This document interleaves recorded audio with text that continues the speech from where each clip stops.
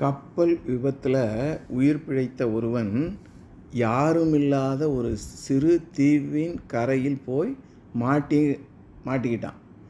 தன்னை யாராவது எப்படியாவது காப்பாற்ற வேண்டுமென கடவுளிடம் தீவிரமாக பிரார்த்தனை செய்யான். ஒவ்வொரு நாளும் தன்னை தேடிக்கொண்டு உதவி செய்ய யாராவது வருவாங்களான்னு எதிர்பார்த்துக்கிட்டே இருக்கான்.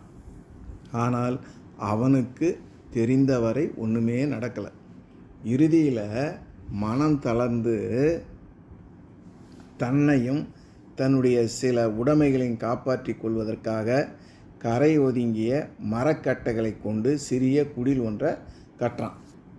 ஒரு நாள் உணவை சேகரிக்க வெளியே சென்று திரும்பும் வேளையில் தனது குடிசை தீப்பற்றி எரிந்து அதிலிருந்து புகை வர்றதையும் பார்க்குறான்.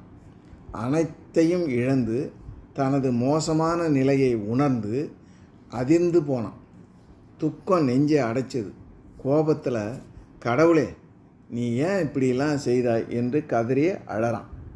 மறுநாள் காலை தீவை நோக்கி நெருங்கி வந்து கொண்டிருந்த கப்பலின் ஒலியை கேட்டு விழித்துக்கிட்டான்.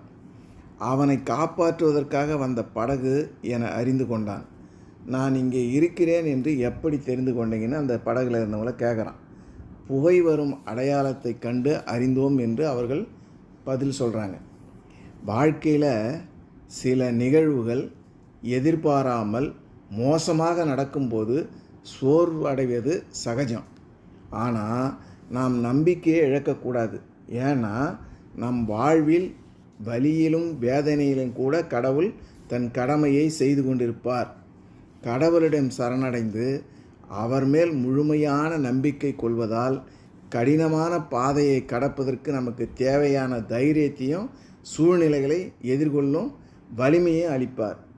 அடுத்த முறை சிறிய குடிசை எரியும் பொழுது அது கடவுளின் அருளை பெறுவதற்கான ஒரு புகை சைகையாக கூட இருக்கலாம் என்பதை நினைவில் வைத்து கொள்ள வேண்டும்.